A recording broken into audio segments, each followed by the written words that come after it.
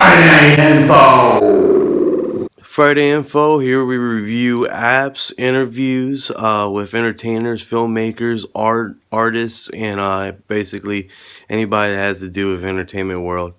Make sure you're subscribed so you can get an interview yourself, or if you're an actor or actress and you want to get in contact with some local directors that are actually doing film and stuff like that in your local Tampa area, or if you're an artist and you're starting off, get with someone that actually is in the industry and stuff like that.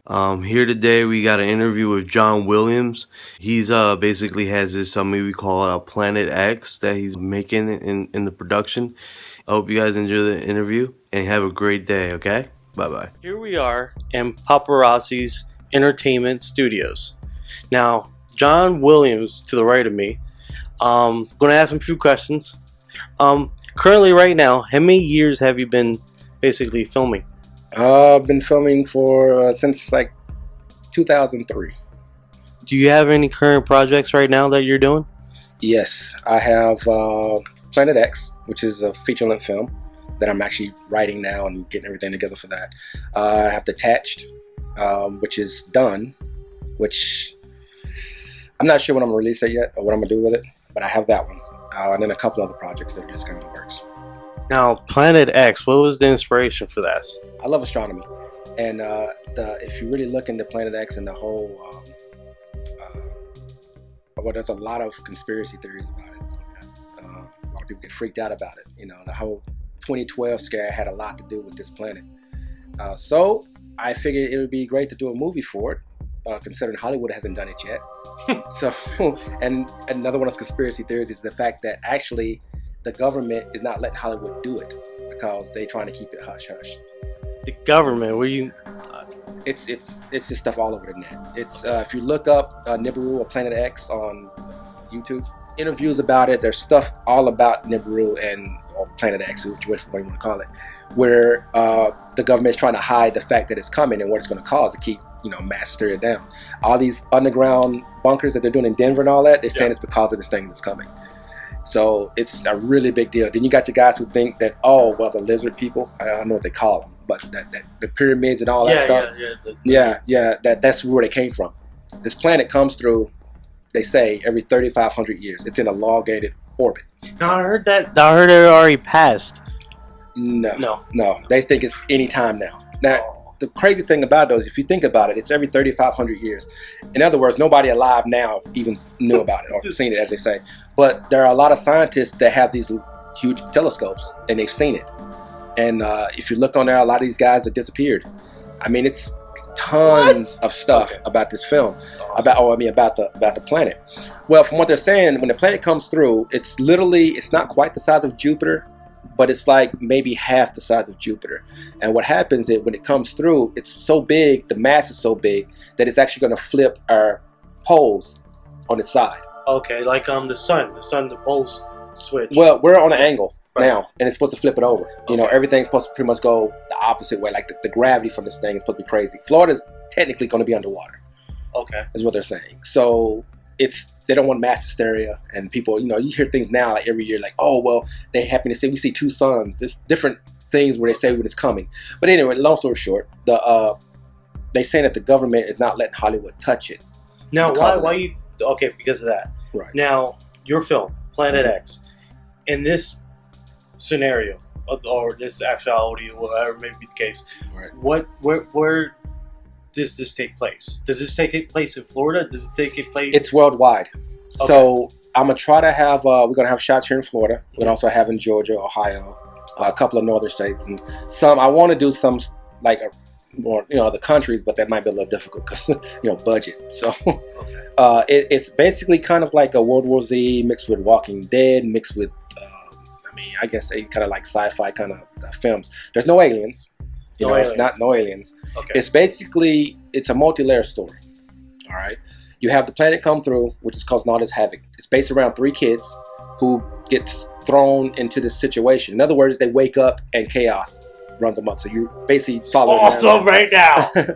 You're basically following them as they go through all this when all this is happening. So all these things have been going on. It's based around, like, for instance, It's kind of like there's a lot of, if you really look into it, there's a lot of trash around this thing. The people who said they've seen it, it's like a red color. If you look through time, they have Egypt scrolls. You see it like a circle with like horns on it. Okay. That right there is supposed to be Nibiru. And what the horns are is the junk that's around it. So from a distance, it looks like it has horns on it. It's been called the Red Devil, the Red Giant, all kinds of names for it.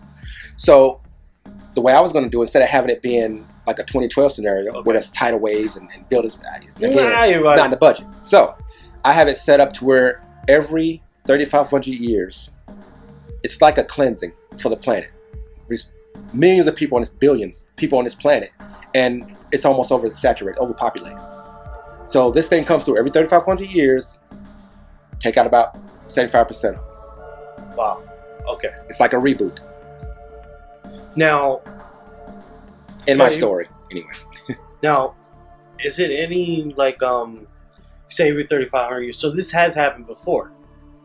They say every 3,500 years. So if you evidence. Think of it like this, they saying that the Mayans. Yeah. All right. They say, oh, what wiped out the Mayans? Atlantis. All that. They said all this has something to do with that. And I heard they disappeared suddenly. Right. Nobody really knows, and underwater, similar, because when it does that, continent shifts, and that's where you got all these things. They're saying, well, the dinosaurs, all this is supposed to be tied to Planet X. Okay. Right. Now, this film takes place with 3 kids. You saying? 3 kids are the main characters. Okay, 3 kids. All right. They all got single parents. They're all tied together through this, without knowing it yet. Through the fact that this whole planet, they all are tied together when this all comes through, and it starts off with like Mayans and goes in from there. Okay. So it's I don't know how to actually put it as far as like, the multiple sites. It's going to start off predated like 3,500 years before. Oh, okay. So it starts off right, and then it's going to move into the now present. Okay. The things going on. So all these little things you see been going on with the world, like bath salts and these little crazy things that's been happening, and the government try to give you, oh, it's the drug, it's this new Molly and all this stuff. My film is tied into that. So it's not necessarily that, it's actually this planet getting closer. It's a radiation from this planet, which is causing people to do the crazy thing they're doing, mass shootings and things like it, because it affects people differently. And it's designed through a bloodline. It's like a bloodline, which is why there's still people that's alive from then to now. Now I heard bloodline has relative to do with the lizard people, or no, that's a whole nother. Basically, what they're saying. What they're saying is what they're saying is that when that planet comes through, there are beings on that planet that came to our planet, which is how the pyramids were designed, how we got all the technology we got. That's what there's different people saying different things. They say, oh, that's the coming of, that's what some people don't think is God. Then we were got beings. So this is going to be a high action film with 3 kids. Action, horror, a lot of effects in this thing. The thing about a lot of filmmaking here in Florida is that they're afraid to take risks. In these films, I'm going for the jugular. It's one of those things you say, oh, we want to do Hollywood, you want to be Hollywood, but you don't want to do Hollywood stuff. Boom. Everybody want to do little comedies. No pun intended. Not trying to be bad and not like that. They want to do comedies. They want to do love stories and little things like this. And every now and then you might get some gunfire, or sparks, or whatever stuff like that. But nobody really pushes the envelope. And I'm not really sure why that is. But I'm gonna try to push the crap out of it myself. Wow. So you're going to jump on some levels that you probably haven't touched yourself, as far as editing. No, it's all new. Every time I shoot, I always do something different. I try to be better than I've done before. Like all my films have gotten better and better and better. And what I'm doing in this thing is going to be new. My trailer that I put out, the effects with the face, that was the first time I've ever done it. Wow. So every time I do any kind of film thing, I'm just going to do. I'm not going to be afraid to do it. I'm going to at least try. That's all you can do. If you don't try, then you won't. That's you'll intense. Never learn anything. You're intense. You're intense. So, first time you're going for it, and it's going to be a lot of firsts for you. Are you nervous about that? Or are you like? I mean, I would be like, I'm like my hairs are standing. That's scary. Not on the head. Not on the head. The legs. I would be. You know what? I am nervous every time I shoot. Wow. And it's once I start shooting though, it go right away. But yeah, every time I go on a set, every time I go to start, I'm nervous every single time, and I take it as a good thing You know, if you go in there too cocky and thinking like, oh yeah, I got this. You know, that's when you make a butthole out of yourself. And then you go in humble already, willing to learn, willing to this and that, and just do what you do. It works. Now, speaking about that, if you were staring at yourself, you were talking to yourself, you came back in the past, whatever, and you had to give yourself some advice before you went on this, adventure. It's literally an adventure. Like, what would I tell myself? Yeah, what would you tell yourself? Like what would I do differently or something like that? Like, hey, do this and that. Oh, man. Work harder. Well, of course, not work harder because you're a beast. But I'm saying, honestly, I wouldn't procrastinate as much.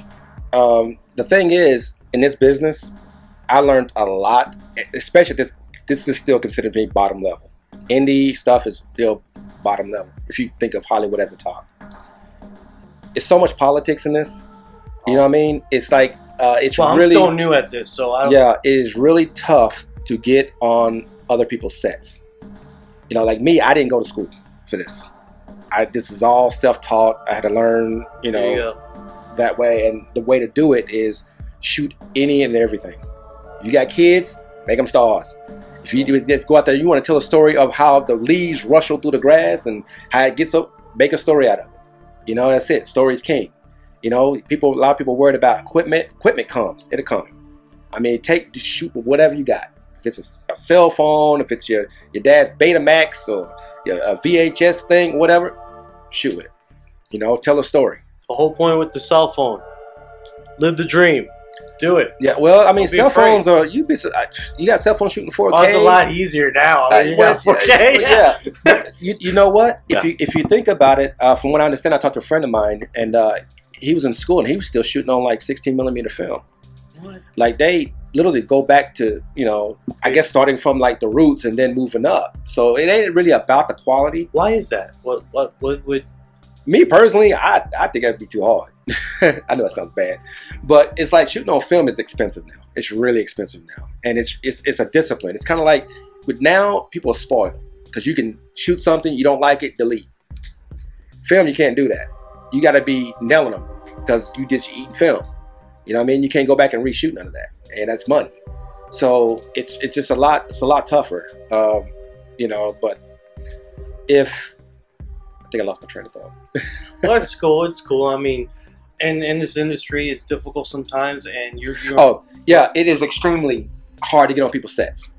I've got people that I've seen that could shoot really well, and you call them up, hey, can I be a PA? Can I whatever I can to get on your set? Oh yeah, and then you don't hear from them. Why is that? Is it because they're afraid of you taking the spotlight or taking any? That kinda. Okay. And here's the thing, and I'm be careful how I say this. All right, guys. This is some insider scoop here. Yeah, I'll be careful how I'm saying this. When I did music videos, and it was more, I want to say gutter, I guess. You know what I mean? It's more, underground. You're trying. Yeah, lower end, kind of deal. Those guys, yes, they don't want nobody really better than them because they're just trying to get a quick buck, right. Which is kind of hurting the people who actually care about their image and care about what things look like and care about setting up and all that. That's why a lot of these videos now look extremely rushed, extremely quick. It's usually one guy with a backpack and a camera just doing this. And repeat images. Every video. We already were there. Yeah. Exactly. Well, because the budget's not there. You got two places to shoot and you keep jumping back and forth to the same thing. It's just the budget's not there. But when they call you up and say, oh man, I like that work you did. Can we do a music video together? I'm like, yeah, okay, well, this is how much it starts. This is where it starts at. Oh, man. Dude on the block, man, I can't get like 3 for that price. And then that's what you get. So it's like when those guys are the ones that don't really want to work with you if you're better than them. You know what I mean? Because they want to kind of, say, oh, no, I don't want him to take my shine. And that's crazy. This is art. Everybody has a way of doing it. Then the shooting and stuff like that, of course, it's the same. But you build your style. You know what I mean? You can if you see a Michael Bay film, you know that's Michael Bay. If you see a J.J. Abrams, you know it's him. You know what I mean? The rules are the same, but the style's different. So a technique, I'm pretty sure you just pointing the camera at somebody at a certain angle is a technique I'm pretty sure somebody else did. Right. That's not a big deal. I'm not worried about if anybody want anything they want to talk about, they want to call me up and say, just have some tips or whatever, I don't mind. It doesn't bother me at all. I got my own way of shooting, just like this person has his own way of shooting. But now if you move up the ladder to like, say you're, you know, now like your short films and all these things, there's certain groups around here that has a clique. They went to school with them, they grew up together and all that, and they kind of stay together. And then you move to Hollywood, it's the same way.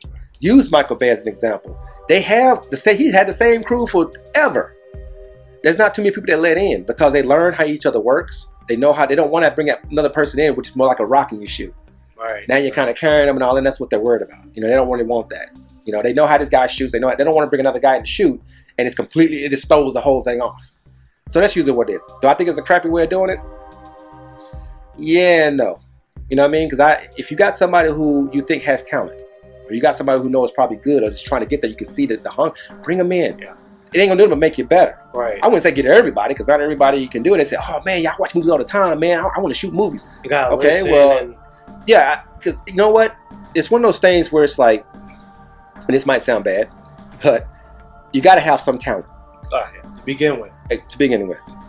Anybody, I could sit and say, give my wife a camera and have her shoot. Now she's a camera person. No. She might be able to say, okay, you know how to frame this and that, but she has no skill. It's kind of like baking. That's another example. You got people who can bake without looking at the instructions. Even that is but even that doesn't show you everything. Right. You know that little thing when they say, well, Mom, how'd you make your biscuits taste so good? Oh, baby, I just add a little love. That love is not written in the book. That's just skill, talent. That's just her. She don't use measuring cups. Filmmaking is almost the same way. You got certain times where you can shoot something, or photos. You can take a picture, and for some reason, I took a picture of that fence look like crap. Why you look at all the bomb? Your eyes just a little bit different than mine. It's the same thing in filmmaking. You either have an eye or you don't. That's why there's not tons of directors. I mean, there might be people now that claim, oh, I'm a director. Oh, yeah, I'm a shooter. No, you got to weed them out. The ones that are good. Because right now, honestly, I'm looking for another camera person for my movie. But it's been tough. I've met tons of people shooting, even on sets, seeing them shoot. And it's like, you know, you can tell somebody got it and then some that who don't, who's either been trying to learn it and they just don't have the talent part. You can teach only so much. Right. The rest you got to kind of, you either have it or you don't kind of thing. You know? You say anybody can draw. Technically, yeah. But I'm pretty sure that if you draw up this guy's face with his pen, it ain't gonna look like this guy's over here with his face, this pen. And he can't and he said, well, did you go to school? No, it's just you learn it. You know, I like art. I can cook very well. I cook seafood. I can't even eat it. I'm allergic to it. On that but I can cook it very well. On that prospect, there's people that went to art school and their stuff is not that amazing. That's because they decided to get up and say, you know what, I want to be an artist. And they went to school. Maybe they can teach me how to be good. No, I can teach you how to put the pen on the paper. I can teach you how to erase. Mozart, right? You're not. It's one of those. It's either you have it or you don't. Like singers, it's a difference between somebody who's born to sing, who wakes up and be like, oh, and it's like, oh, you got a good voice. This is but without any lessons. Then you take that person and you mold them. You take their talent and you mold it. Versus somebody that sound like a broken record and say, oh, you need to go to like class. Class can only go take you so far. Right. Either your voice is there or it's not. You know what I mean? Yeah. That's usually, it's the same thing in anything you do. Any kind of art form of any kind. You either have talent or you don't. People who are good at this, they're in their lane. Don't step out your lane. This ain't your lane over here. This is your lane. You're good at this. Do that. There's these different people who grips. Like, that's people I know that do grips and PA. They love it. Other people are like, man, that sucks. I'm not doing that. That's crazy. They love it. They're good at it. They're not going to step out of that because this is what they're good at. And they enjoy it. You know, that's just the way it is. I guess as part of like building a team, you gotta pick people that are passionate for at what they do, passionate at whatever it is. You find somebody who's really awesome at lights, and that they're good at that. That's who you want to grab. You don't want to get now. You might have your prodigies, I guess, who are just good at everything, but it's really tough to try to master everything. Like me, I can shoot, editing, I can edit. I'm still working on the techniques of it because again, I didn't go to school, so I'm learning it the hard way. You know, like L cuts, J cuts, leading into all that stuff. Yep. You know. And then you have effects. I love effects. That's one thing too. That's cool stuff. Yeah, if you love effects and all that, you're gonna go out your way to learn it and be the best at it that you could possibly be. And with that, it's same thing. It's still art. It's still the same deal. You want to learn how to mimic, you know, certain lights and all this kind of thing. But it's just stay in your lane. I mean, that's really it. I mean, if you want to do it, you say, oh, you know what? I want to do film. Okay, have you ever shot with anything before? Have you any of that stuff? You have any, artistic abilities at all? Photographers, painters, all these guys can do. It's the same thing. They're just multiple frames. It's the same deal. And if you have that kind of thing, somebody comes and say, you know what? I've been fixing cars for 20 years, man. I'm excellent at it. But you know what? I want to try to make movies. Might be a little rough. You know what I'm saying? It might be a little rough. That's the person that starts at the bottom of the barrel to try to work their way up and learn and try to do it and all that. But I mean, it sounds rough and it sounds harsh, but it is what it is. Either you're good or you're not. I mean, I know you want to do it. You don't want to sit there and tell. That's a problem with a lot of people around here too. They're afraid to tell somebody that their stuff sucks. Right. I mean, I know it sounds bad, but the truth, the truth is, it is what it is. If you don't necessarily come to and say, man, you suck, man, you should quit. I mean, don't cross their dreams. If you're gonna tell me they suck, please explain to me why it sucks. If you can't tell me that, or you're not even if you're down here and you're trying to, be constructive in your criticism, but be blunt, be firm. If you're looking at something, say, don't apologize. I mean, you know what I'm saying? You need to fix or learn that. You need to improve. Yeah, do not be afraid to fall down, because everybody's stuff sucks in the beginning. I'm falling every day. I'm falling every day. Twice on Sunday. Yeah, everybody sucks in the beginning. I have music video that I did actually right in the studio, and it's horrible, but it got me a lot of work, which is crazy. I mean, I look back and I'm like, you see every problem that was in there when I did it. But don't stop. You know what I mean? It gets really nervous. I had a couple like celebrities come here. Left Lacey and a lot of these guys that came in, and I'm sitting here working with these dudes. I'm like, I never think I'm good enough. You know what I mean? It's like it's one of those things you never think you're good enough, but you're gonna keep doing it, because all you're gonna do is just get better at what you do. You know what I mean? Do I think I'm the best in this area? No. Somebody else might think I am, but no. I mean, there's a couple of guys now that I even told them themselves that I'm trying to get to your level. You're my next step. I tell them straight up, you're excellent. I'm trying to get to your level. I mean, do they take you under the wing? And believe me, I've asked. But that's good. That's fuel for me. That's okay.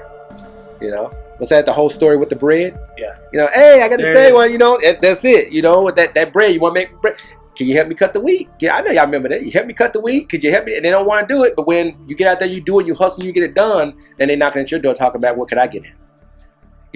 So, it depends on how you do it with that, and that's the politics in it. It's a lot of just, it's like, dude, we're all in art. We're all doing this together. We're trying to make this thing, trying to bring up the area, but they only worry about themselves.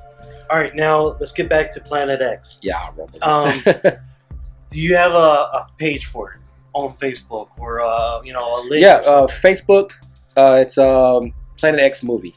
Planet X Movie. Planet X I'm going to movie. have a link for that Facebook, and he's friends on Facebook with me. If you want to have any questions, just if you can't find me on Facebook, just go through the YouTube and put a commentary there. And I'm going to have all the hyperlinks on the video. I'm going to have the hyperlink on the bottom for anybody that's on the cell phone that don't see any pop-ups for Planet X and any other projects you're probably going to be working on in the future. Yeah. Well, unless you want to follow him too. That's another thing. I mean, that would be actually great. You can follow me on that. And YouTube, it's that's a weird name because I kind of got stuck with it when I did it. I didn't realize that they made me keep it. It's a Paparazzi Jew. It's Jew.